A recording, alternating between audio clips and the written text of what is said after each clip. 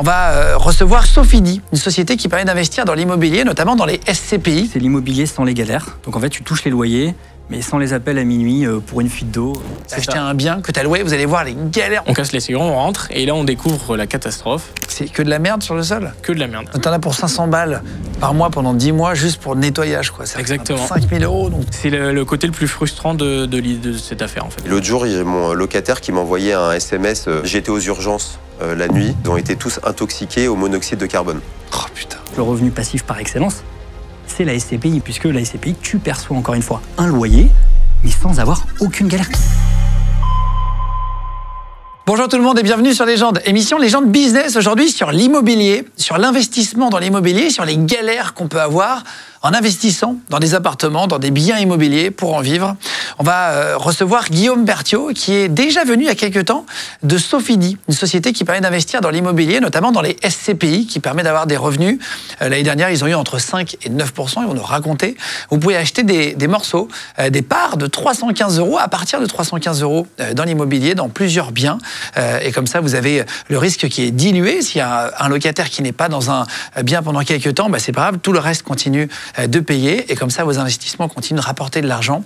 Il va nous expliquer ça. On aura plusieurs d'entre vous. On a fait des appels sur les stories pour vous proposer de venir ici sur le fauteuil pour venir nous raconter les plus grosses galères que vous ayez vécues en investissant dans des biens immobiliers, dans des appartements, dans des maisons.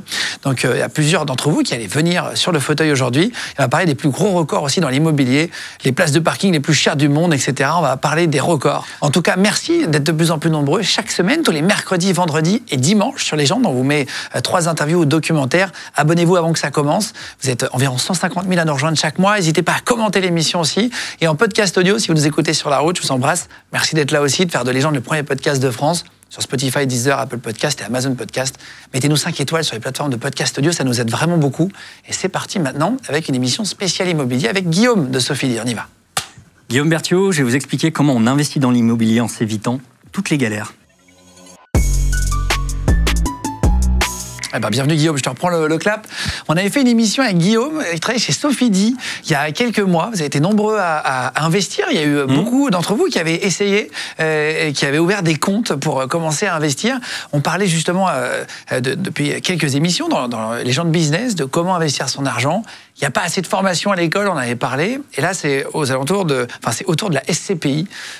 C'est de l'investissement en fait pour avoir de l'immobilier, pour investir dans l'immobilier sans avoir toutes les galères qui sont un vrai sujet dans l'immobilier quand même. Tous ceux qui ont déjà eu un appartement le savent. Quand tu le loues, tu as toujours des galères avec des locataires. Alors tout à l'heure, on a fait un appel en story. Tu as dû voir il y a quelques jours la story, juste avant le tournage. On vous a proposé de venir sur le plateau pour venir raconter toutes les galères que vous avez vécues dans l'immobilier. Les plus grosses galères, les petites galères, il y en a des très grosses qui peuvent arriver. Il y en a qui ont eu carrément un plafond et le sol qui s'est effondré jusqu'à l'étage du dessous. Ouais. Ça peut arriver. Il y en a un qui a eu de la pluie, vous allez voir, il a plu beaucoup, il y a carrément la façade de la maison qui est tombée. Donc il peut se passer des vraies galères avec l'immobilier. Et en fait, l'avantage de la SCPI, vous, c'est à partir de 315 € avec Sofidy. Voilà, l'avantage avec l'investissement en SCPI, c'est que c'est l'immobilier sans les galères. Pourquoi ? Parce qu'en fait, tu as une société, Sofidy, qui va s'occuper de tout de A à Z. Donc en fait, tu touches les loyers, mais sans les appels à minuit pour une fuite d'eau, ou une façade qui tombe locataire, ou une façade qui tombe. Ouais. Et en fait, vous investissez dans dans une part, dans un petit bout. Ouais. De plein de locaux professionnels. SCPI, c'est locaux professionnels, c'est pas des maisons. Oui, absolument. Enfin, tu peux investir. Les SCPI en fait vont investir dans n'importe quel type d'immobilier. En fait, les SCPI, il faut bien comprendre que c'est un patrimoine immobilier. Parce que ce nom fait un peu peur et il est pas très sexy. SCPI. Oui, parce que c'est un acronyme, c'est jamais joli. Je veux même pas te dire ce que ça veut dire. Société civile de placement immobilier. Voilà, donc c'est très long. C'est pas sexy, mais néanmoins, c'est hyper efficace. Et en fait, pour bien comprendre le fonctionnement d'une SCPI, c'est très simple. Tu deviens copropriétaire en achetant une part à partir de quelques centaines d'euros. Tu disais 315 €. Tu deviens copropriétaire d'un patrimoine qui est déjà constitué et tu vas commencer à toucher des loyers sans rien faire. Quand je dis sans rien faire, c'est important d'insister. On ne t'appellera jamais pour quoi que ce soit lié à la gestion parce que Sofidy, la société de gestion, s'occupe de tout, de A à Z. Quand vous êtes passé il y a quelques mois, c'est important d'expliquer aussi. Vous avez eu beaucoup de visites et beaucoup de personnes, beaucoup d'entre vous qui avaient essayé. Ça peut se quantifier. C'était quoi à peu près? Oui, on a reçu énormément de demandes. On a reçu plusieurs milliers de demandes. Donc c'est super et on remercie l'émission pour ça parce que c'est notre but aussi quand on vient ici, c'est essayer de démocratiser, de faire connaître au plus grand nombre les SCPI. J'en parlais encore en préparant l'émission avec un de tes collaborateurs qui nous expliquait qu'il n'avait jamais entendu parler des SCPI. Donc nous, on veut absolument que le plus grand nombre connaissent les SCPI. Après, ça ne conviendra pas à tout le monde. Les SCPI, c'est de l'investissement immobilier. Mais je sais qu'il y a certaines catégories d'investisseurs qui recherchent ça, donc c'est important d'en parler. Depuis la dernière émission, je te donne 1 ou 2 chiffres marquants. On a versé à peu près 140 millions d'euros de dividendes à tous nos épargnants, hein, pas qu'à ceux qui nous ont rejoints depuis. 140 millions d'euros de dividendes. C'est pour te donner une idée. Ouais. C'est très gros. Je crois qu'il y a à peu près 1,5 million, à quelques milliers près, mais c'est à peu près 1,5 million d'entre vous qui investissez dans les SCPI. Donc c'est un des plus gros investissements. C'est très connu en fait pour ceux qui font de l'invest. Tu as 100 000 épargnants chez Sofidy aujourd'hui qui nous font confiance depuis près de 40 ans. Donc oui, c'est connu. Et puis moi, je martèle aussi ça pas mal parce qu'on entend beaucoup de parler de crypto. Voilà, il y a d'autres placements à la mode qui existent, qui sont très bien aussi. Moi, je veux juste m'assurer une chose, c'est que on passe pas à côté de l'immobilier et qu'à un moment donné, on se demande est-ce que c'est intéressant pour moi d'investir dans l'immobilier. Faut pas mettre tous ses œufs dans le même panier. Faut pas mettre tous ses œufs dans le même panier. Juste, on va faire rentrer dans un instant, vous allez voir des gens qui ont eu des galères dans l'IMO. Et donc là, pour réexpliquer en 3 phrases et de manière très simple Sofidy, ou l'investissement en tout cas sur les SCPI, on peut à partir de 315 € directement, c'est minimum 315 €, mais vous pouvez mettre un maximum de... Ah bah il n'y a pas de limite, il n'y a pas de plafond. Il y en a qui mettent plusieurs centaines de milliers d'euros chez vous. Oui, pourquoi 315 €? Parce que c'est le prix d'une part. Chez nous, la part d'une SCPI qui s'appelle Sophie Dynamique, qui est à partir de 315 €. Mais après, tu n'as pas de plafond, tu peux investir. Certains investissent l'équivalent du prix d'un appartement. Ce qu'il faut comprendre, c'est que l'intérêt des SCPI, très rapidement, ça s'adresse à qui? Ça s'adresse à tous ceux qui n'ont pas les connaissances. Investir dans l'immobilier, c'est un vrai job. Et qui n'ont pas envie de se faire chier aussi. Voilà. Parce que c'est un peu le problème de l'immobilier. Alors, qui n'ont pas les connaissances, qui n'ont pas envie de s'emmerder, pardonne-moi l'expression, mais gérer de l'immobilier, c'est du boulot, c'est du taf. Ceux qui ont envie d'investir à leur rythme, quand je dis à leur rythme, ça veut dire quoi? C'est que l'immobilier, normalement, c'est des tickets qui sont plus élevés. Il faut investir pour un appartement, c'est au minimum, quelques dizaines de milliers d'euros, voire plus. Minimum, ouais. Minimum. Quand tu es à Paris, c'est beaucoup plus. Là, on te permet d'investir à partir de quelques centaines d'euros, ponctuellement, régulièrement. Tu peux verser tous les mois. Donc, c'est à ton rythme. Et puis, c'est surtout pour tous ceux qui ont envie de se générer des revenus complémentaires sans rien faire. Alors, ce qu'on dit, c'est qu'il y a quand même, il faut rappeler qu'il y a un risque quand on investit en immobilier. On va en parler, mais juste pour resynthétiser, c'est par tranche de 315. Donc 315, après c'est 630, etc. C'est des briques. Ouais, tu achètes 2 parts, 3 parts, tu achètes un nombre de parts, exactement. Quand vous achetez une part, au bout de combien de temps vous commencez à gagner de l'argent? Parce qu'après, vous allez toucher une part de loyer. On va parler des pourcentages que vous avez eu l'année dernière. Chaque année, ça évolue, mais au bout de combien de mois, quand on investit 315 €, moi, ce qu'on dit ici, c'est on n'incite personne à investir, mais en tout cas, on ouvre l'esprit, on montre les solutions qui existent, parce qu'on n'a pas l'éducation financière à l'école, donc comme ça donne des pistes, d'idées, de réflexion. Et en tout cas, ce qui est bien, c'est d'essayer avec 315 €, et vous verrez dans quelques mois. Et puis après, quand vous voyez que ça marche, vous pouvez agrandir. Je pense qu'il y en a plein qui font ça, qui essayent d'abord avec une part. C'est tout à fait ça. Déjà, tu l'as dit, les SCPI, c'est pas magique, on y reviendra. Il y a des risques, bien entendu. C'est de l'immobilier, donc il y a des risques dans l'immobilier. Mais oui, tu achètes une part. Après, ça dépend des SCPI. Tu as des SCPI qui mettent un petit délai avant que tu commences à percevoir tes loyers. C'est combien de temps en moyenne? Ça va entre 0 et 6 mois. En gros. Pourquoi? Pour nous laisser le temps d'investir. Parce que quand l'argent arrive, il n'est pas immédiatement investi dans l'immobilier. L'immobilier, c'est du temps long. Nous, derrière, on est 200 experts de l'immobilier chez Sofidy à travailler, à sourcer. Alors, sourcer, c'est un terme un peu... À chercher les meilleurs deals pour vous. En fait, notre objectif, c'est de trouver les meilleures opportunités du marché sur n'importe quelle typologie d'immobilier. J'ai pas fini de répondre d'ailleurs tout à l'heure. On achète peu de résidentiel. Quand on parle de SCPI, c'est très peu d'immobilier résidentiel. C'est principalement de l'immobilier d'entreprise, de l'immobilier de commerce. Commerce de pieds d'immeubles, bureaux, hôtellerie, centres commerciaux. On a acheté un centre commercial il n'y a pas longtemps aux Pays-Bas à près de 150 millions d'euros. Donc voilà, ça peut aller de quelques millions d'euros, l'investissement, à plusieurs centaines de millions d'euros. Et c'est pour ça que c'est aussi un autre intérêt de la SCPI, c'est que tu deviens copropriétaire d'un patrimoine que tu n'aurais jamais pu acheter seul. On ne peut pas se permettre, en tout cas, ce jour, d'acheter quelque chose à plusieurs centaines de millions d'euros, même plusieurs millions d'euros. Combien ça rapporte en pourcentage? L'année dernière, attention, une année ne fait pas l'autre, mais c'est à peu près la même chose, je pense. Tu vas nous dire, mais s'il y a des baisses d'IMO, c'est à peu près grosso merdo la même chose. Combien ça a rapporté l'année dernière en pourcentage? L'année dernière, en expliquant bien que les performances passées ne présagent pas des performances futures. C'est la loi, est obligé de dire ça. C'est comme manger sucré, machin. Voilà, exactement. Manger, bouger, machin. Donc, les fonds qu'on gère, on fait à peu près entre 5 et 9 %. C'est-à-dire que si tu avais, je prends un montant, alors c'est 100 000 €, tu touchais 5 000 € ou jusqu'à 9 000 € pour certains fonds. Et après, on paye des impôts sur ces 5 ou sur ces 9? On paye de l'imposition, absolument. C'est considéré comme des revenus? des revenus fonciers. D'accord, ok. Donc des revenus comme si c'était un loyer que vous touchez si vous aviez acheté un appartement tout seul. La même chose. Mais tu n'as pas des emmerdes et donc tu n'as pas de coup de fil toute l'année, on est d'accord, c'est important.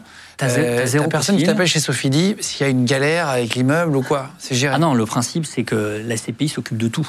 En fait, le fonds immobilier s'occupe de tout. Donc en fait, il a déjà provisionné de l'argent si jamais il y a des travaux à faire. C'est-à-dire que non seulement on va pas t'appeler pour une galère, mais on va encore moins t'appeler pour te dire Guillaume, il faut remettre au pot parce qu'on a une façade à ravaler dans le centre-ville de Paris. Il y a 50 000 € à sortir qu'on va se partager. Non, ça marche pas comme ça.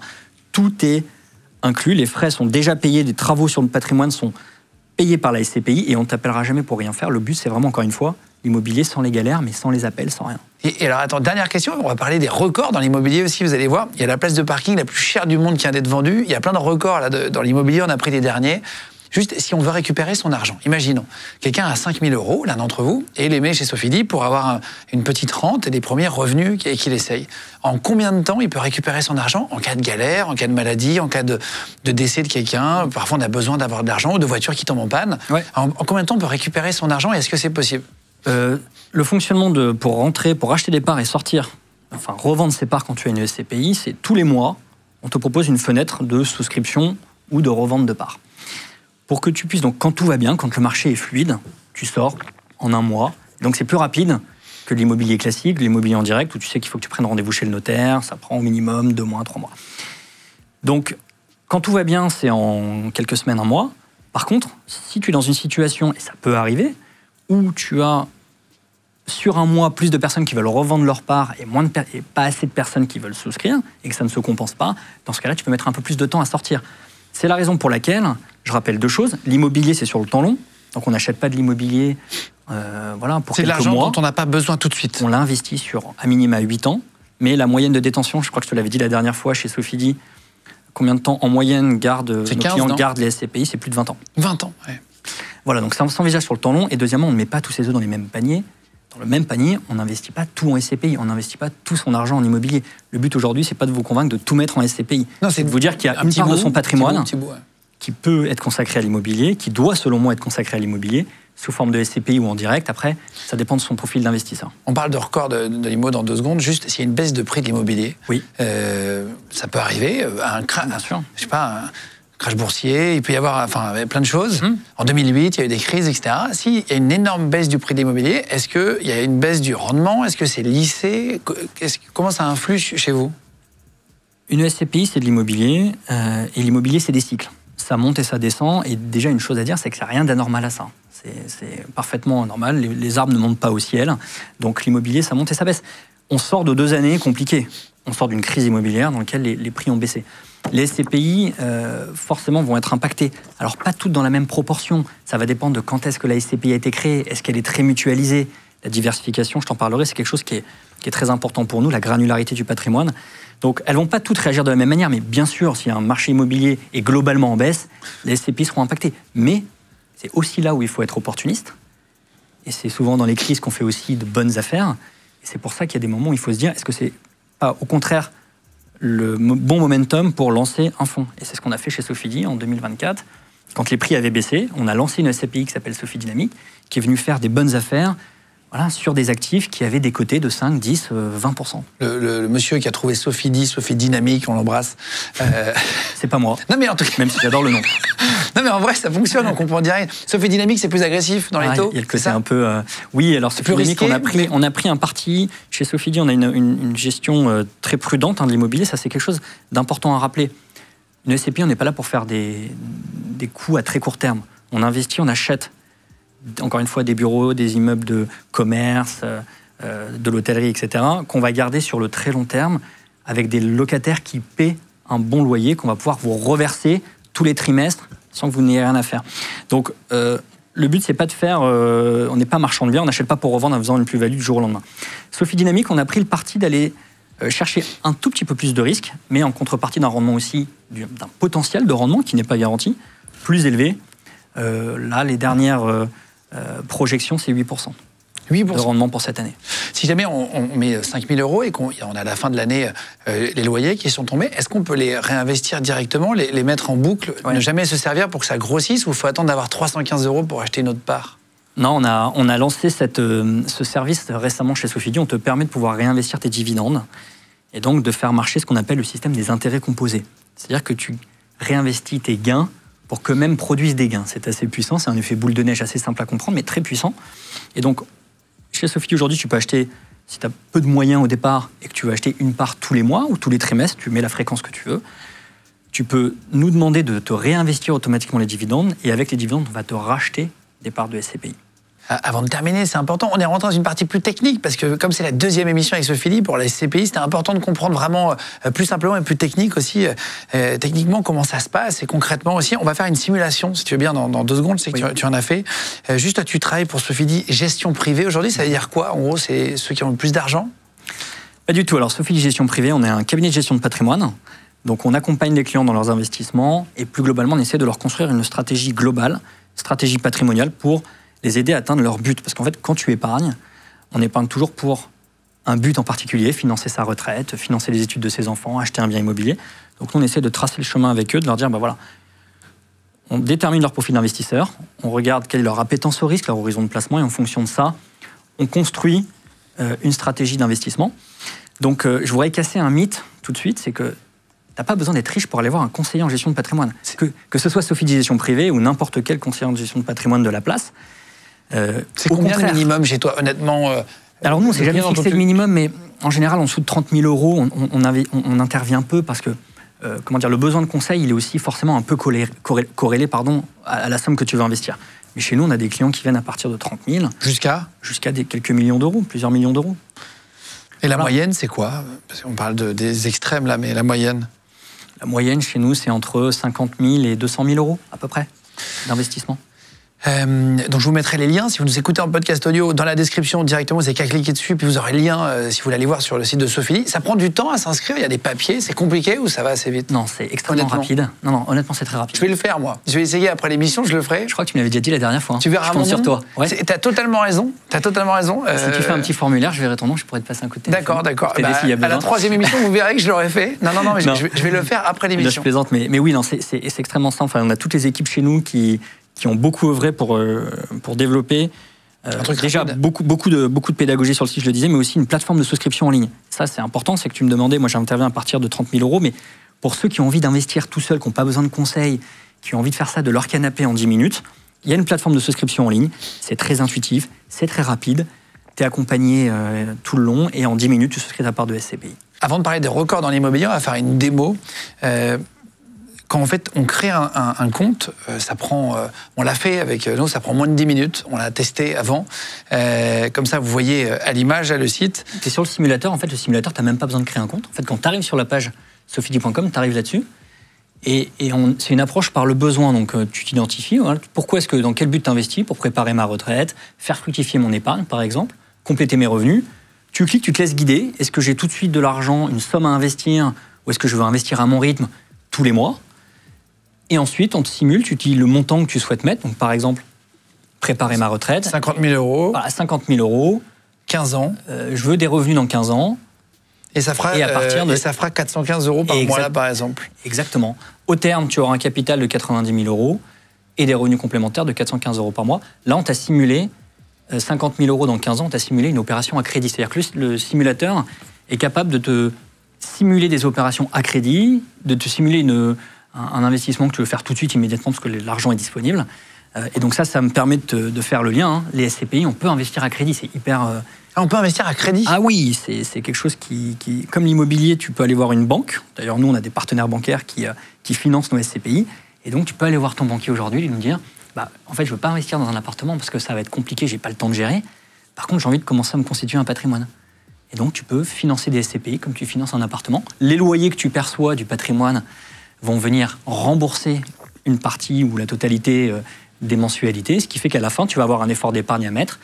Et comment j'accompagne mes clients sur des opérations à crédit? En fait, tu viens me voir, Guillaume, tu me dis, voilà, moi je vais investir dans la SCPI avec un crédit, mais par mois, je peux mettre maximum 200 euros de ma poche. Avec cette information, je te dis très bien, sur quelle durée... Tu vas à la banque directement, ouais. Moi, je m'occupe de ça et je fais le lien avec la banque, mais tu me dis, j'ai 200 euros d'effort d'épargne par mois, et je vais te constituer un plan d'investissement à crédit où les loyers vont venir rembourser une partie des mensualités et toi, tu n'auras que 200 euros à mettre de ta poche. Voilà, et tu fais jouer l'effet de levier du crédit. C'est-à-dire que comme aujourd'hui, les taux de rendement des SCPI sont supérieurs aux taux de rendement auxquels tu empruntes, tu crées de la valeur comme ça. Ça permet, au lieu d'acheter un appartement, de faire un crédit de 70, 100 000 euros pour acheter un appartement, tu peux faire un crédit pour acheter... C'est possible. C'est de l'immobilier. C'est juste que la différence, encore une fois, c'est que tu ne gères rien. Je vais parler des records, si tu veux bien. Ouais. Et puis, on va parler des risques après pour terminer sur le sujet. Puis, on aura plusieurs d'entre vous qui avaient répondu quand on a mis une story. On vous a proposé de venir sur le plateau pour venir nous raconter plein de problèmes différents que vous avez pu vivre dans l'immobilier. Vous allez voir, il y a des profils avec des problèmes vraiment très, très différents. Juste avant, il y a eu, on va parler de la place de parking. Là, c'est hallucinant. Il y a eu une place de parking qui vient d'être vendue à Hong Kong. Est-ce que tu as une idée de la place de parking la plus chère du monde? Elle est très bien placée dans un quartier où il n'y a pas de place. Hein. Tu imagines bien que c'est pas n'importe quoi. Ouais, je dirais, je sais pas, 100 000 euros. 100 000 euros, c'est 1 300 000 $. La place de parking, ça fait quand même cher. Il y a le plus grand projet immobilier dans le désert en ce moment, ça s'appelle The Line, tu as dû en entendre parler, c'est en Arabie Saoudite, je vous mets une photo, les premières pierres ont été posées déjà. C'est une ville qui est prévue donc, sur 170 km de long, il y a plein d'images, vous les voyez s'afficher. Ils espèrent avoir 9 millions d'habitants à l'intérieur de cette ligne pour un budget de 500 milliards d'euros. Mais tu crées une ville, là, carrément. Tu n'es pas juste en train de... Tu crées un nouveau monde, en fait. Ouais. Hein. Est-ce que quand parfois tu donnes des conseils, tu disais d'investissement, est-ce que tu fais que des investissements avec les SCPI chez Sofidy ou vous proposez aussi d'autres investissements sur des trucs un peu plus exotiques? Non, on propose chez Sofidy Gestion Privée quasiment tous les placements que tu peux faire, donc de l'assurance vie, on propose... De l'or, même voilà, alors dans l'or directement non, mais enfin tu peux investir dans des fonds qui sont associés à l'or au travers d'un contrat d'assurance vie par exemple. Donc oui, on accompagne sur d'autres sujets, on a la chance de faire partie d'un groupe depuis 2018 qui s'appelle Tikeo Capital, qui est un gros gestionnaire d'actifs international, qui est par exemple spécialisé sur des investissements non cotés en bourse dans des entreprises. Donc oui, quand tu fais ton travail de conseiller en gestion de patrimoine, tu ne peux pas te permettre d'avoir qu'une seule solution, sinon tu es biaisé. Donc bien entendu, on ne travaille pas que la SCPI, mais comme on s'appelle Sofidy Gestion Privée, beaucoup de gens viennent nous voir pour les conseils sur la SCPI. Alors, vous, le principe, c'est d'acheter à plusieurs de l'immobilier, acheter un petit bout d'immobilier, voilà, qu'on ne peut pas acheter un bien entier. Il y en a qui ont fait ça à Paris. Il y a 2000 voisins qui se sont cotisés. Est-ce que tu as entendu parler de l'histoire? 2000 voisins qui se sont cotisés pour acheter une maison. Okay.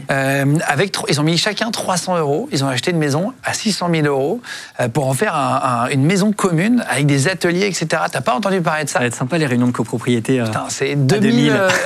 Tu n'avais jamais entendu parler de cette histoire? C'est un peu finalement comme une SCPI. Il faut juste trouver 2000 voisins d'accord et tu peux acheter une maison. Voilà, exactement. En fait, la SCPI, c'est une mutualisation des moyens aussi. C'est-à-dire que plein de personnes, plein d'investisseurs vont mettre de l'argent dans un fonds, mais sauf que l'avantage, c'est que la société de gestion qui gère, Sofidy, va pas demander l'avis de tous les propriétaires pour savoir quelle décision prendre sur le patrimoine. On se demandait quel était le prix du mètre carré le plus cher, le plus cher au monde. Et en fait, c'est à Monaco. C'est pas loin, le quartier de Maretera s'appelle à Monaco, qui est considéré comme le plus cher du monde. Est-ce que tu as une idée du prix du mètre carré dans ce quartier de Monaco? Je vais essayer d'être un peu moins éloigné que pour la place de parking. En immobilier, quand même. Mais après, bon, je te dirais plus de 50 000 euros du mètre carré. C'est 120 000 euros en moyenne dans ce quartier de Monaco. Donc c'est-à-dire qu'un petit studio de 10 mètres carrés coûte 1 million. C'est un peu n'importe quoi. Et la maison la plus chère de France, on s'est demandé aussi quelle était la maison la plus chère de France et où est-ce qu'elle a été, est-ce qu'elle a été vendue il n'y a pas longtemps, etc. Et ben c'est la villa qui s'appelle Les Cèdres. Alors, il y a très très peu de photos disponibles sur Internet. C'est à Saint-Jean-Cap-Ferrat, qui est très coté et très cher. 14 hectares, ancienne propriété du roi des Belges d'ailleurs. Donc elle fait 1600 mètres carrés habitables et vaut 350 millions d'euros. Donc c'est quand même cher aussi au mètre carré. Oui, je te confirme. Mais c'est des biens, on voulait vous montrer un peu tout ce qui était dans les extrêmes dans l'immobilier. Quels sont les risques? Je sais qu'il y a sur les SCPI, enfin tout ce qui est dans l'IMO, il y a une note, il y a un classement, je crois que c'est de 1 à 7. Je ne sais plus comment ça s'appelle ce classement, mais voilà. C'est combien sur les SCPI à peu près en termes de risque? Les SCPI, donc effectivement, tu peux aujourd'hui comparer tous les investissements entre eux grâce à une échelle de risque, en fait, de 1 à 7. 1 étant peu risqué, garanti en capital, 7 étant le plus risqué. C'est quoi, c'est quoi les crypto-monnaies? Oui, alors c'est les investissements non cotés en bourse, par exemple, qui présentent des risques assez importants. Déjà parce que tu n'as pas de liquidité, donc c'est pas facile d'en sortir. Quand tu es dans le fond, tu es obligé d'y rester. Et puis, tu investis sur des sociétés en développement. tu es sur des risques de 6 à 7.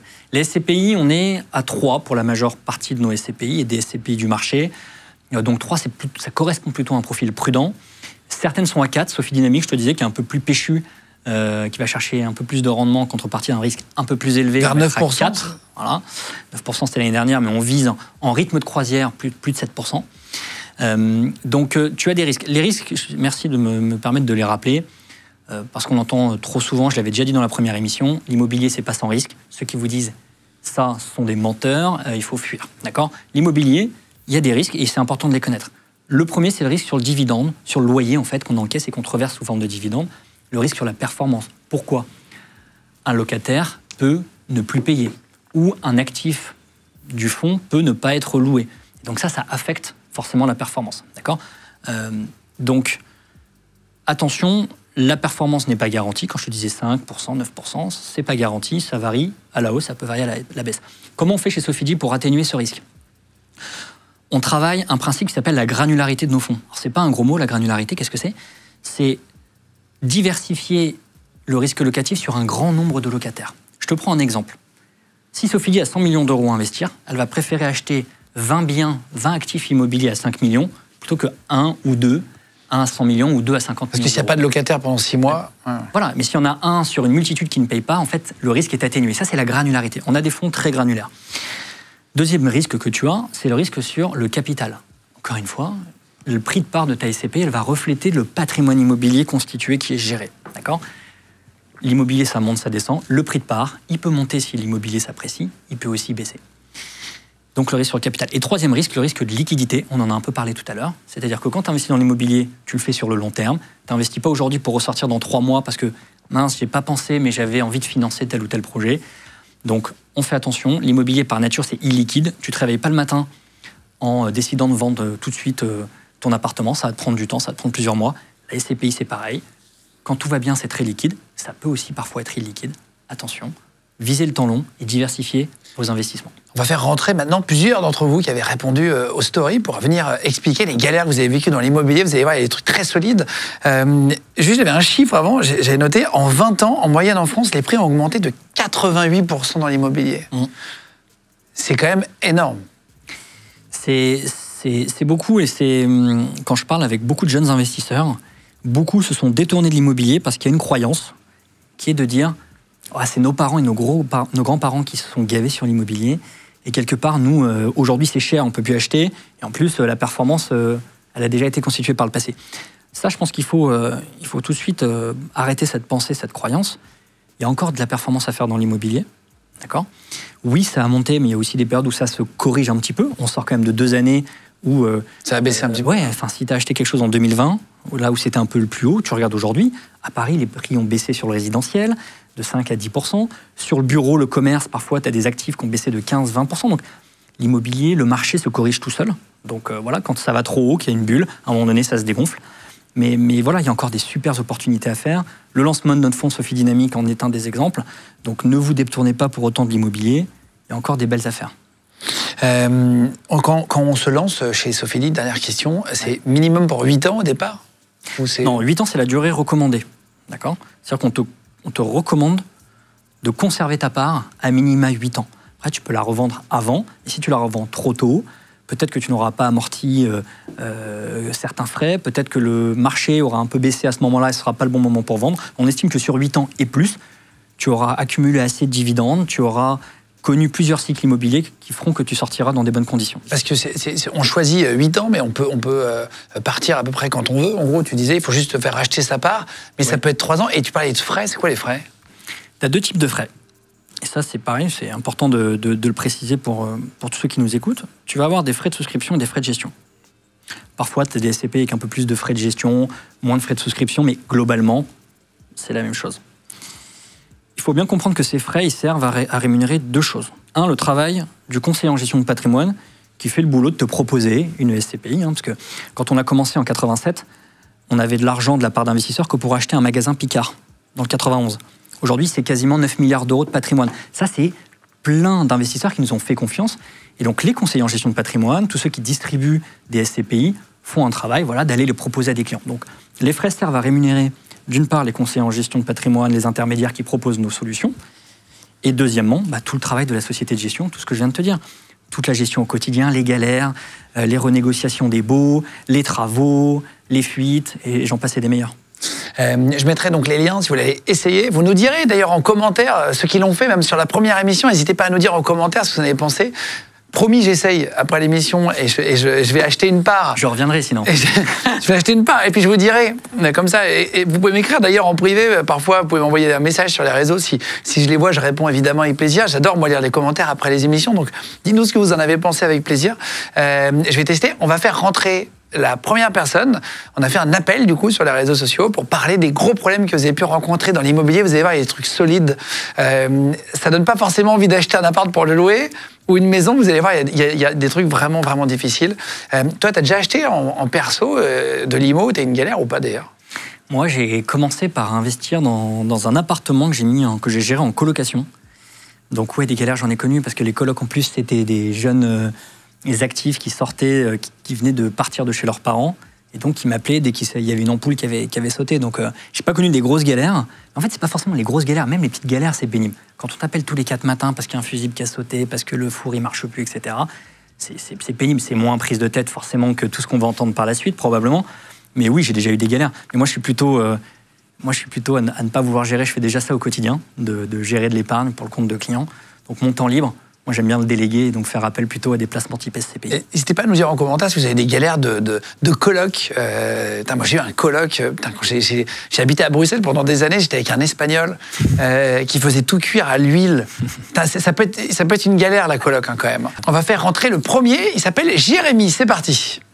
Ça y est, on a fait rentrer Jérémy. Bienvenue à toi. Bonjour Guillaume. Tu viens d'où? Je viens à côté de Saint-Quentin, dans l'Aisne. Ah, salut à tout, le 02 du coup. C'est ça. Et alors, tu es opticien. C'est ça. T'as une boutique C'est ça. J'ai une boutique à Ham, dans la Somme, ouais. Donc, frontière de la Somme et de l'Aisne.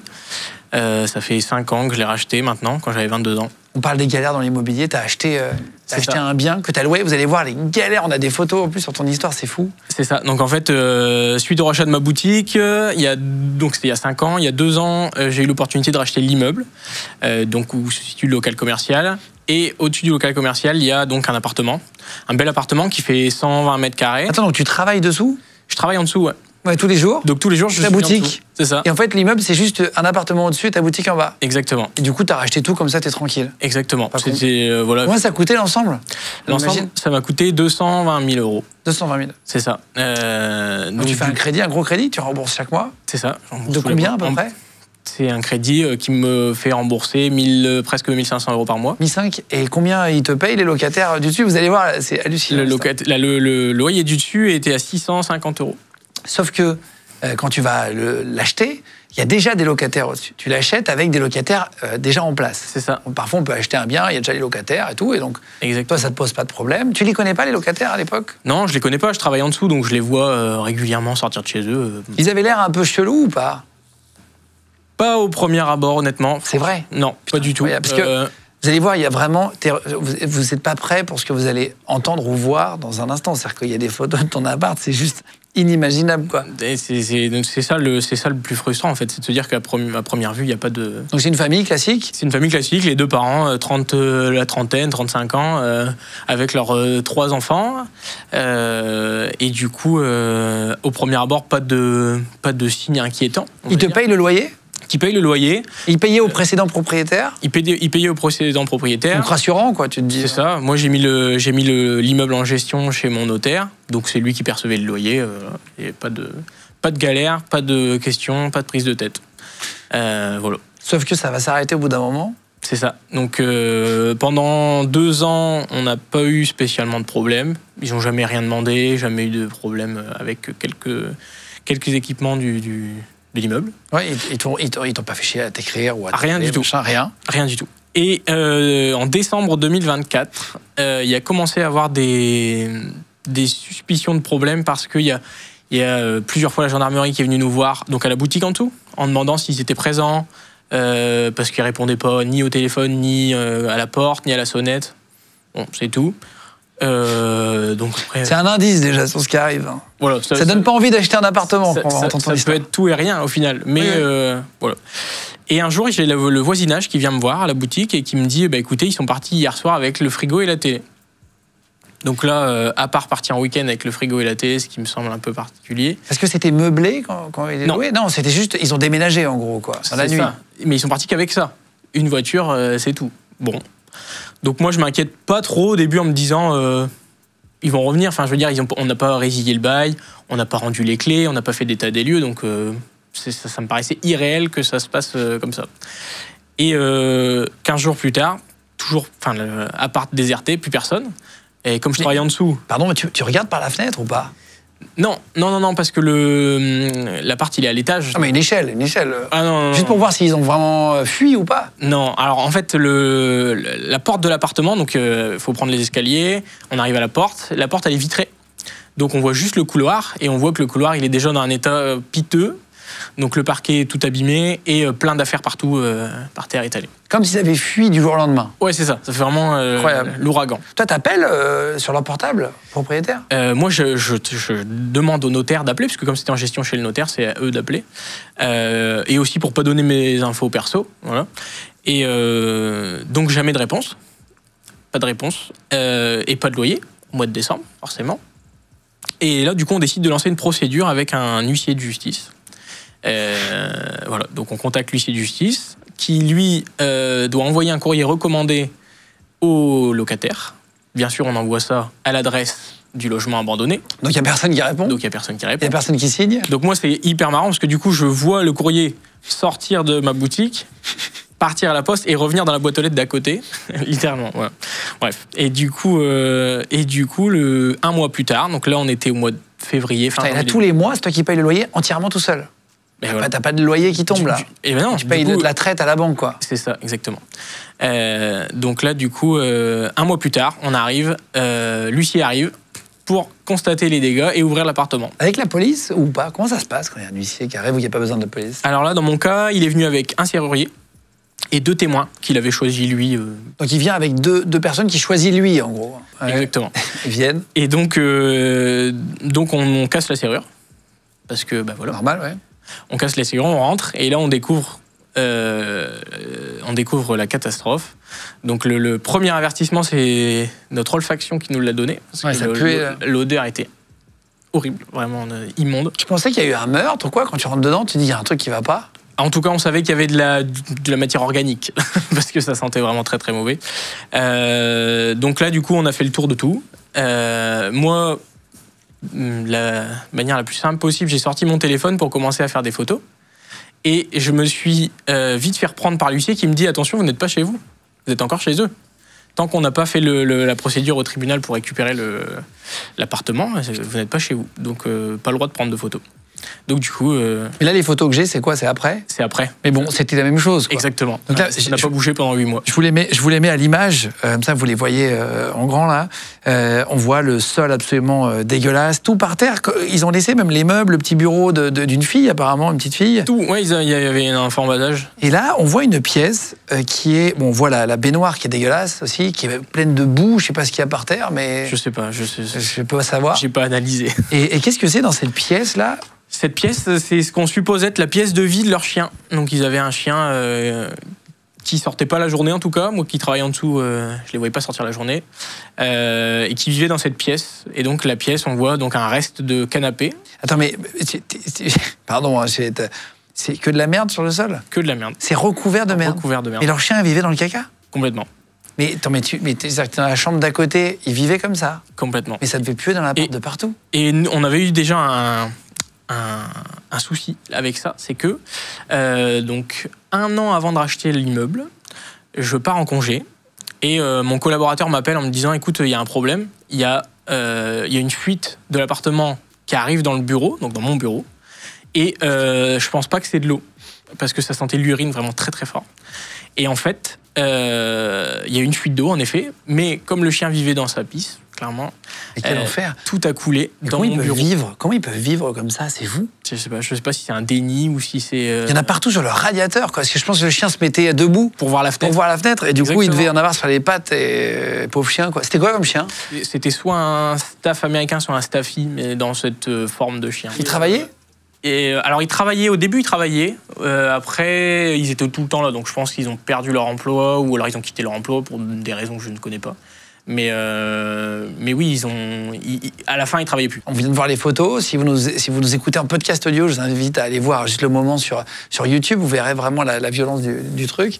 Qu'est-ce qui se passe ensuite, quoi? Il te dit, voilà, ils sont enfuis, quoi. C'est ça, lui, en fait, il constate voilà, que le logement est bien abandonné, donc il n'y a pas eu de gens depuis X temps, et que tout est laissé en bordel.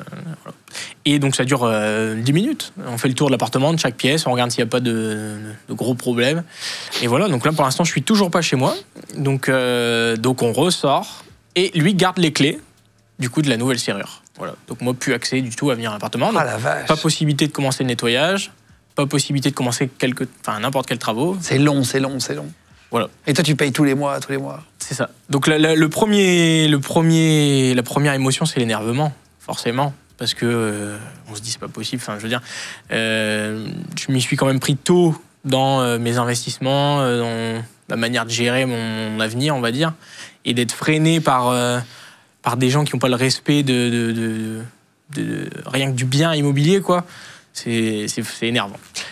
Et ensuite, c'est de se demander comment on fait pour vivre comme ça, quoi. Parce que quand on visite l'appartement, les gens vont le voir avec les photos, mais c'est hallucinant. Mais ils paraissaient propres, les gens. Oui. Ouais. Et franchement, pour moi, l'hygiène, c'est gratuit, quoi. C'est-à-dire, c'est pas compliqué. Non, de prendre une douche et de nettoyer le sol. Tu fais pas chier ton chien sur le sol de la Voilà, c'est ça. Sur le parquet, en fait. C'est pas une litière. Ouais. Donc, il va partir avec les clés. Il va se passer combien de temps ensuite avant de récupérer les clés pour nettoyer? Et est-ce que tu vas avoir une compensation? Alors, j'ai aucune compensation, hein, déjà, ça c'est pas possible. Et j'ai récupéré les clés fin août, donc de février jusque fin août. Incroyable. Voilà. Et là, tu t'assois sur tous les loyers? Et là, je m'assois sur tous les loyers. Donc, bien sûr, on peut continuer à poursuivre les procédures pour essayer de récupérer les loyers un jour, avec des saisies, avec différents moyens. Bon. L'huissier m'a bien fait part que ça serait très compliqué. Donc, l'huissier, il a aussi vérifié tout ce qui était courrier, parce que bien sûr, tous leurs courriers continuent à arriver à cet endroit. Et au niveau du courrier, on s'est rendu compte qu'en fait, il n'y avait pas que nous qui les poursuivions pour des histoires comme ça, et qu'il y avait vraiment beaucoup de dettes, quoi. Ça semble compliqué de récupérer les loyers. Le principal, c'est de récupérer les clés, de pouvoir avancer dans la relocation, j'ai envie de dire. Donc le nettoyage déjà, les travaux, et de pouvoir repartir sur une page neuve. Waouh. Et il n'y a pas d'assurance qui peuvent rembourser une partie de ces loyers impayés, tout ça? Alors honnêtement, j'imagine que ça doit exister. Dans mon cas, c'est pas le cas. Donc moi, l'assurance, elle va peut-être prendre en charge la partie huissier. T'as combien de factures là pour refaire l'appart? Alors pour l'instant, on en est à la partie nettoyage. Donc le nettoyage commence demain.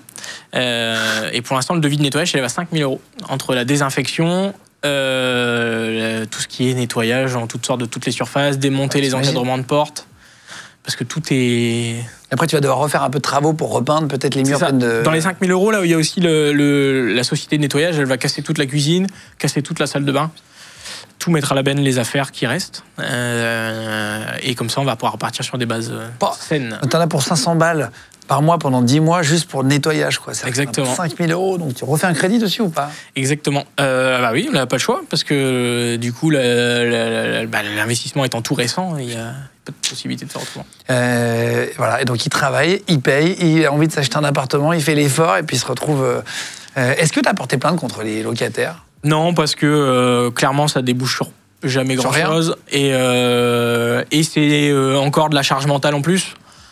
C'est aussi leur laisser l'opportunité du coup d'avoir notre nom, notre adresse. Ah oui, tu te dis... t'as peur qu'après ils sachent... Bon, c'est pas vraiment de la peur, c'est plus de fait de... On a déjà assez d'embêtements comme ça avec l'appartement, c'est pas pour en rajouter. Le but, c'est pas de les poursuivre jusqu'à épuisement. Le but, c'est de juste récupérer notre dû et de pouvoir avancer. Mais là, tu récupères pas du coup ton dû, tu récupères un truc abîmé, c'est injuste. Moi, je supporte pas l'injustice. C'est le jeu. Ben, moi non plus. Moi, j'ai un gros problème avec l'injustice, donc c'est le côté le plus frustrant de cette affaire en fait. Et t'as pas eu envie de les retrouver pour aller parler au monsieur, ne serait-ce que pour négocier? On a toujours envie de les retrouver, pas faire justice soi-même, mais d'essayer de comprendre et au moins de lui dire voilà. On en a toujours envie, mais est-ce que ça a un vrai intérêt? Je sais pas. Oui, il faut se concentrer sur le futur. C'est ça. Ces gens-là, enfin, j'imagine qu'ils sont pas à leur première histoire comme ça, donc. Et là, tu vas retrouver des locataires après ou tu vas y habiter toi? Non, on va retrouver des locataires. Voilà. Donc ça va être quelque chose, puisqu'il faut essayer de faire abstraction des locataires d'avant. Oui, il faut repartir sans préjugés, quoi. Exactement. Et ça te donne envie de continuer de faire des investissements dans l'immobilier, d'acheter d'autres apparts, etc. Pas pour l'instant. Pas pour l'instant. Non, après, je pense qu'il faut choisir ses biens et aussi choisir ses locataires, malheureusement. Ça doit être une infime minorité qui rendent les biens comme ça. Mais quand ça nous arrive, c'est toujours désagréable. C'était le principe, et c'est l'intérêt de la SCPI aussi. Il y a d'autres avantages, d'autres inconvénients, mais c'était l'avantage, c'est de t'as pas à gérer toutes ces emmerdes, et s'il n'y a pas de locataire, il y en a d'autres sur d'autres biens, et t'achètes une petite part de plein de biens, quoi. Oui. Toi, tu connaissais le SCPI? On parle de ça dans l'émission, mais tu connaissais ou pas? Ouais, j'en avais entendu parler il y a quelques temps, au travers de plusieurs vidéos que j'ai vues à ce sujet. Du coup, je m'y suis intéressé, parce que je suis assez curieux de nature sur tout ça. Et oui, j'ai vu qu'en fait, c'était intéressant où les problèmes, c'est pas nous qui les gérons. Donc en fait, on dépose son argent et on le laisse travailler plutôt tout. Tu laisses d'autres personnes faire, quoi. C'est ça. Tu laisses d'autres personnes. Tous les mauvaises parties sont déléguées. Donc c'est quand même cool. Merci Jérémy d'être venu. Ben, merci. On va faire rentrer la personne suivante. Vous êtes nombreux. Toi, tu avais réagi suite à notre story, c'est ça, hein? C'est ça, exactement. Suite à la story Instagram. Et 4 jours après, tu es sur le plateau, en gros. C'est ça. Ça a été un peu assez vite. Ouais. Merci d'être rendu dispo et c'est sympa. Et merci. Tu nous suis depuis quand? Merci à vous. Je vous suis depuis le début, je pense. Ça fait, je sais pas combien de temps ça fait que c'est. 2 ans et demi à peu près. Bah c'est sûr alors. Trop sympa. Voilà. Moi, j'écoute principalement en voiture. J'ai 25 minutes de route pour y travailler. Donc, sur quelle plateforme t'écoutes? Sur YouTube. Je laisse YouTube tourner dans la voiture. Ah ouais, ok. Bah, merci à vous tous si vous nous écoutez sur dans les transports ou au sport ou quoi que ce soit. Merci d'être venu en tout cas. C'était un plaisir de te rencontrer et puis qui nous raconte ton anecdote. Et alors, si jamais certains passent dans ta ville et veulent te faire un coucou dans ton magasin de lunettes, comment il s'appelle? Du coup, je suis sous la coopérative optique 2000, donc à Ham, dans la Somme. Et ben voilà, si vous passez, allez embrasser Jérémy de notre part. Et c'est parti du coup. S'il y en a qui viennent te voir et qui te disent bonjour, je t'ai vu sur les gens, ça te fera plaisir, c'est drôle, non? Oui, c'est sûr. C'est rigolo, quoi. On va faire rentrer maintenant une autre personne qui a réagi aussi à nos stories. On parle des galères les plus grosses que vous ayez vécues dans l'immobilier. Ça y est, on a fait rentrer Raphaël. Bienvenue, Raphaël. Merci. Raphaël, alors toi, tu connais Guillaume, qui travaille chez Sophie. Vous connaissez, tu vas parler de tes galères en immobilier qui te sont vraiment arrivées. Hein, c'est pas parce que. C'est une vraie histoire. Il t'est arrivé 3 galères en simultané. En gros, tu as une résidence principale et 2 autres apparts, c'est ça? Ouais, 2 locatifs. Il t'est arrivé que des problèmes? Bah là, en ce moment, j'ai 3 dégâts des eaux sur les appartements, entre autres. Parce que par appartement, parfois, j'ai 2 problèmes. Juste pour comprendre, vous êtes connus comment, pardon? Alors nous, on a commencé ensemble à la BNP. On était conseillers en agence bancaire, conseillers en patrimoine financier. Et donc, on a fait nos débuts en 2011, Guillaume. Oui, même sur les bancs de l'école de formation de la BNP Paribas, parce que les banques, c'est bien organisé. Quand tu arrives avec tes jeunes, ils te forment. Et donc, je me suis retrouvé à faire des cours pour apprendre le métier de banquier avec Raphaël il y a une quinzaine d'années. Voilà, c'est 2011, 2025. Et on s'est un peu suivi après, il y a une petite histoire derrière. Donc nous, c'est un peu marrant de se retrouver ensemble ici. Alors, quel type de problème il t'est arrivé dans l'immobilier? Moi, j'ai un dégât des eaux chez moi. Et en fait, ça cause un petit problème, puisque dès que je me douche, ça arrose. Moi, je suis au 5e étage, et ça arrose les gens du 4e et du 3e. Et donc, du coup... C'est pas une cascade, en fait, normalement, c'est... Et donc, du coup, quand on appelle l'assurance, et en fait... ça prend des énormes délais. En fait, en recherche de fuite, vous allez réparer. Non, aujourd'hui, on va juste rechercher la fuite. Ah, on n'a pas trouvé, donc il faut un 2e rendez-vous. Et de fil en aiguille, les mois sont passés et il y a eu la canicule. Et donc, pour se doucher, je voulais pas que ça cause des problèmes avec mes voisins. Donc, j'ai trouvé un système, c'est-à-dire de mettre la petite baignoire bleue de ma fille dans la baignoire. Je ferme le siphon et je me douche dedans. Mais après, pour évacuer l'eau, je prends des bouteilles d'évian que je verse dans les toilettes. Oh. Donc chez moi, là, j'ai compté, j'ai 16 bouteilles d'eau et une bouteille d'huile d'olive. Voilà ma vie.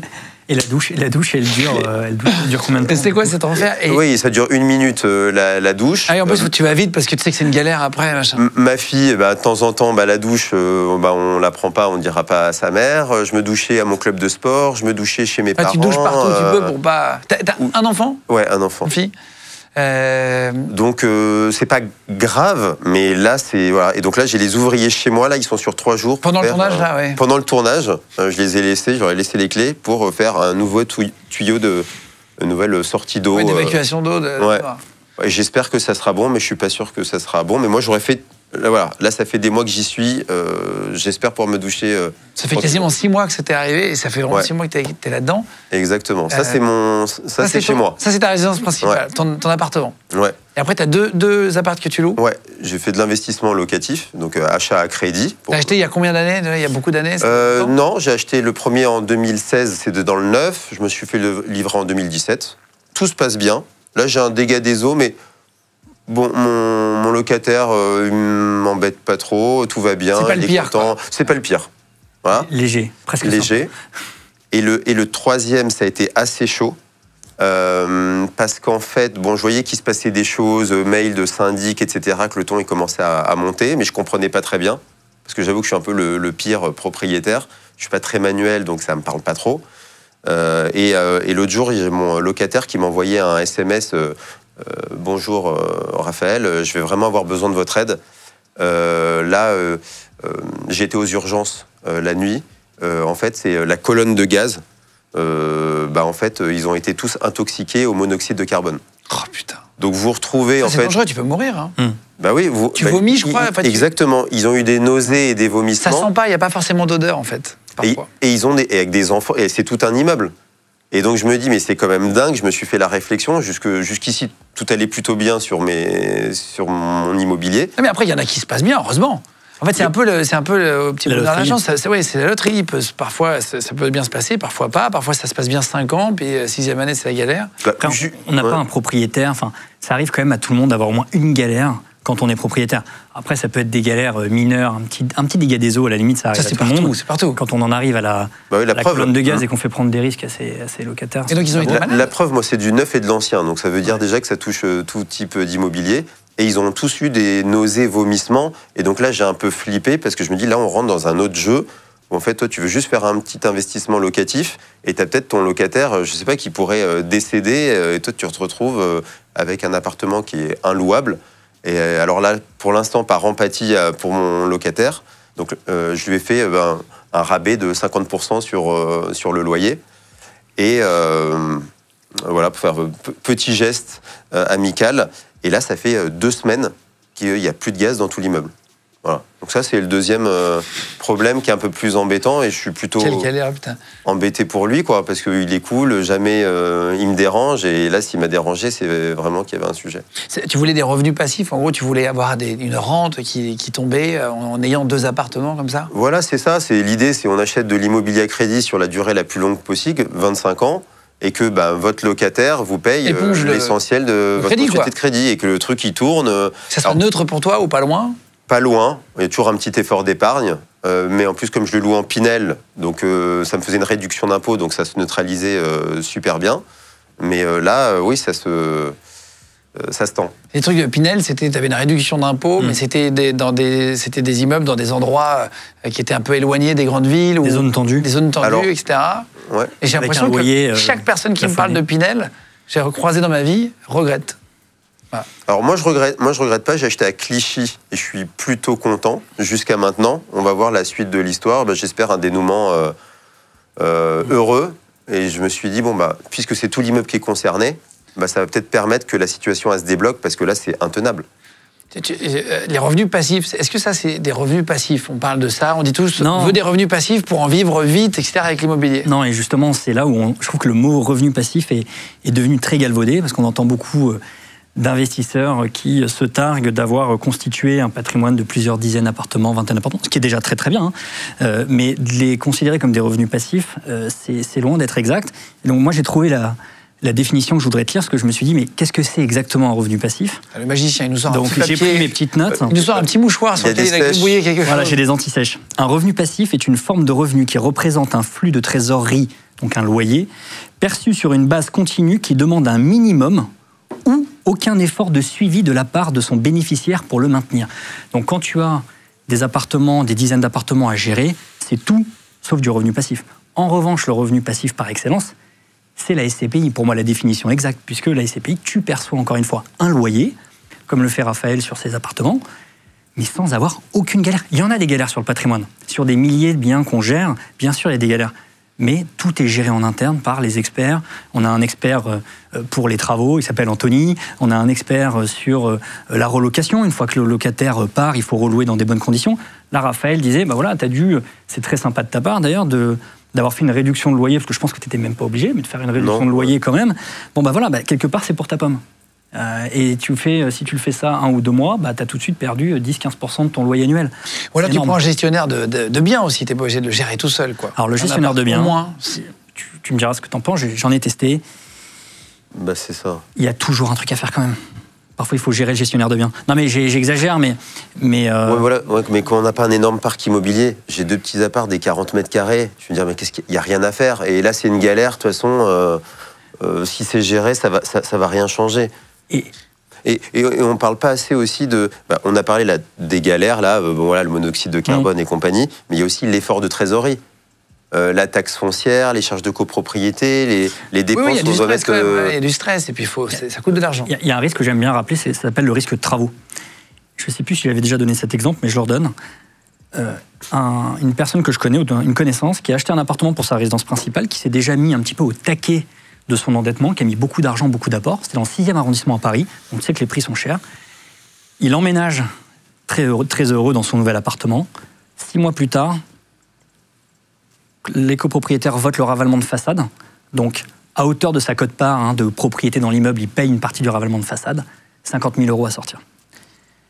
Donc, quand tu as de l'argent, que tu travailles et que tu peux te faire un crédit, c'est une galère, mais à la limite, tu peux t'en sortir. Quand tu es retraité, que tu es dans ton appartement et qu'on te demande de sortir 50 000 €, c'est des très gros sacrifices. Ouais, c'est vrai que le ravalement de façade, c'est l'inquiétude de tous ceux qui achètent des biens immobiliers. Le risque de travaux, dans une SCPI, comment on le gère ?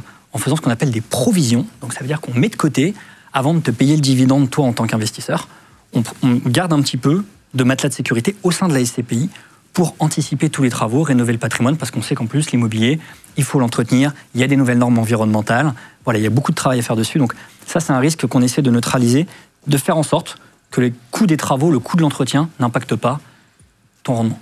Merci beaucoup, Raphaël, d'être venu raconter tes anecdotes de biens immo. On va terminer juste, il y a Lola, notre journaliste, quand on en a parlé, qu'on a mis la story, elle nous a dit, mais attends, je vais absolument raconter un truc. Elle a acheté un appartement à Marseille, pareil, pour faire de l'investissement. Il est arrivé une énorme galère, elle voulait le raconter. Okay. On va la faire venir à côté de toi aussi, c'est parti. Allez, ça y est, on a fait rentrer Lola, qui est journaliste chez nous. Salut. Alors, c'est marrant, parce qu'en plus, je savais même pas que tu avais acheté un appart. Je savais que tu faisais... c'est une histoire vraie, toutes tes histoires sont vraies. Et comme on parlait dans les couloirs et dans les bureaux de problèmes immobiliers, c'est là où tu as dit, mais moi, il m'en est arrivé une. C'est pour ça que tu fais des allers-retours parfois. À Marseille, oui, tout à fait. Oui. Ouais, pour gérer un peu les problèmes, quoi. Qu'est-ce que tu as fait alors? Tu as investi dans quoi? En fait, j'ai acheté un petit studio à Marseille, moins cher qu'à Paris, forcément. Ouais. Et je me suis dit, investissement locatif, j'achète. Il y a une semaine de rafraîchissement, bam, je le mets en loc. Donc il était quasiment prêt, quoi. C'est juste de la peinture blanche, quoi. Ouais, peinture, un peu rafraîchir le sol et tout ça. Et on m'avait prévenu que le sol était un peu penché. Parce que moi, j'ai pas visité l'appart. Et on m'a dit, le sol est penché, mais c'est les immeubles marseillais. T'as acheté sans visiter? C'est ma mère qui a visité. Mais la pauvre, c'est pas de sa faute. Et elle s'en veut beaucoup. Comment tu payes un studio comme ça à Marseille? 85 000. 85 000 pour combien de mètres carrés? 18. Pour 18 mètres carrés. Ouais. Putain, c'est pas donné, hein. Ouais, mais c'est pas cher, c'est bien placé. D'accord. Au quartier de Marseille. Ah, il est bien placé, ouais. T'avais déjà un locataire, non, du coup? Non, pas du tout, pas de locataire en place. J'ai acheté à nu. Donc 85 000 divisé par 18, ça fait combien d'ailleurs au mètre carré? Plus de 4 500, je pense. Ouais, à peu près. 4 000, okay. Ouais, donc c'était déjà la haute tranche quand même. Ouais, mais bien placé, il y a plein de facs étudiantes, machin, voilà. Donc toi, tu t'es dit, je vais le louer à un étudiant? Ouais, c'est ça. Je me suis dit, au bout de 2 semaines, des petits travaux et c'est loué. Et en fait, pas du tout, parce que je fais venir des entrepreneurs. Et on m'a toujours dit d'en faire venir entre 2 et 4. Je me suis dit, j'en fais venir 4. Pour avoir plusieurs devis et voilà, avoir le choix, voir si... Il y a des vidéos parfois de serruriers, par exemple, où les mecs arrivent, ils appellent 3 serruriers, il y en a un qui a gratuit, oui, qui l'ouvre avec la radio, qui dit bon, c'est bon, payez-moi 60 balles de transport, d'autres qui vont prendre 800 €. L'autre, il te change la serrure. 1000, ouais. Donc c'est bien d'avoir plusieurs devis. Et tu as dû avoir, je suis sûr, des chiffrages complètement différents, ou c'était quand même assez homogène? Ouais, et même au niveau des travaux, c'est ça que vous allez voir. Le premier, il me dit, donc effectivement, quand j'arrive dans l'appart, je dis, oh waouh, le sol est quand même un peu comme ça. C'est bizarre, les meubles sont penchés quand tu les déplaces. Ouais. Les meubles sont penchés quand tu les déplaces. Donc ça me panique un peu, mais le premier artisan me dit, bah, c'est bon, le sol, il suffit de mettre un réagréage, donc on va ralourdir le sol, il va être super droit, aucun problème, moi je vous pète même le mur là et tout, je vous fais un truc super et tout. Trop contente. Je choisir les matériaux, machin. Et deuxième artisan qui vient. Et là, il me dit, ah non, mais ça va pas du tout, là. Là, le sol, il va s'effondrer. Madame, faut surtout pas alourdir le sol. Et bah, là, panique. Et en fait, j'ai fait venir un troisième gars qui m'a dit pareil, moi je touche pas à votre appartement tant qu'il n'y a pas un expert, un expert en génie civil, ça s'appelle, qui vient vérifier. Voir si ça va s'effondrer ou pas. Quoi. Et effectivement, la poutre est en limite de rupture. Comment il a fait pour se rendre compte là?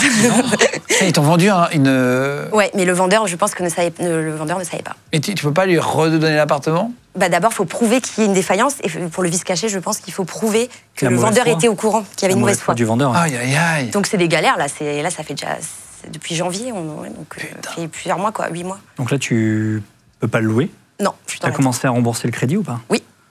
Donc là, c'est ta charge. Parce que c'est tout l'intérêt quand on fait un investissement à crédit, c'est justement d'avoir les loyers pour payer une partie du crédit. Parce que c'est pas pareil quand tu fais un investissement immobilier et qu'en face, tu n'as pas le crédit, que tu loues et que tu n'as pas le crédit, pardon, que tu n'as pas les loyers, excuse-moi, le crédit te coûte extrêmement cher. Là, ça va, c'est un petit, mais bon, c'est un Attends, donc là, tu payes le crédit tous les mois? Depuis janvier, je paye le crédit. C'est vrai? C'est cadeau, voilà. C'est incroyable. Mais ça va se régler, j'espère, rapidement, mais on ne sait pas le montant que ça va coûter. Et qui va payer? Waouh. Et t'as combien de crédits par mois sur un appartement? 435. 435 € qui partent, qui s'envolent un peu tous les mois, enfin qui remboursent un peu ton crédit. Mais pour un loyer, normalement, qui devrait être à 600, 650. Donc, on est quand même vers 7-8% de rentabilité. Ouais. Mais pour l'instant, on a... C'est pas mal, t'as un loyer qui est plus fort que ton crédit. Okay. Enfin, ça sera pas mal. Ouais. Tout dépend le montant des travaux, encore une fois, pour réparer le sol, quoi. Ok, et ben...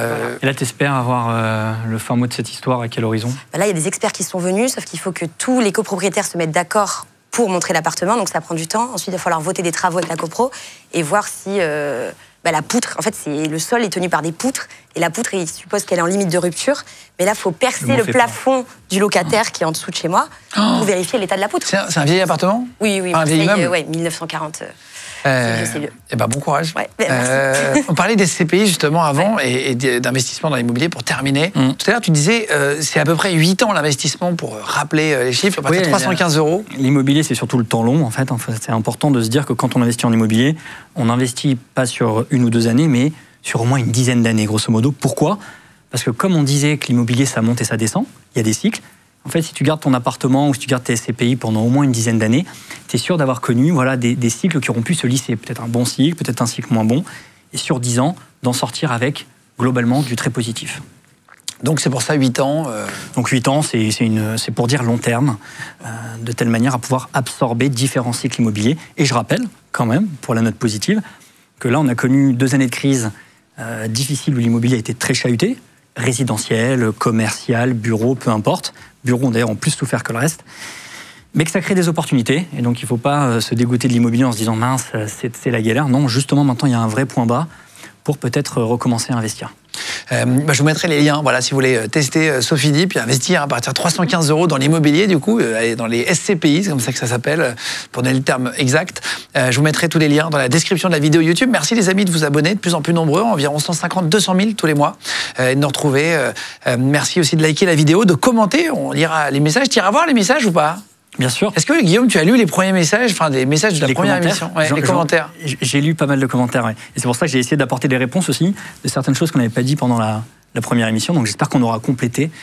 Il y en aura sûrement d'autres, mais oui, je les ai lus un peu. Vous mettez la petite cloche aussi pour être au courant. Tous les mercredis, vendredis, dimanches, on met 3 émissions, interviews ou documentaires toutes les semaines. Et puis en podcast audio, Spotify, Deezer, Apple Podcast ou Amazon Podcast. Merci de faire des gens de Premier Podcast de France. Merci à toute l'équipe d'avoir préparé l'émission avec moi. Merci Lola d'être venue du bureau d'à côté. Ouais, c'est pratique. Et merci Guillaume de Sofidy. Je vous mettrai tous les liens dans la description. Je vous embrasse fort et puis on se retrouve de toute façon très vite pour une prochaine vidéo. Ciao tout le monde.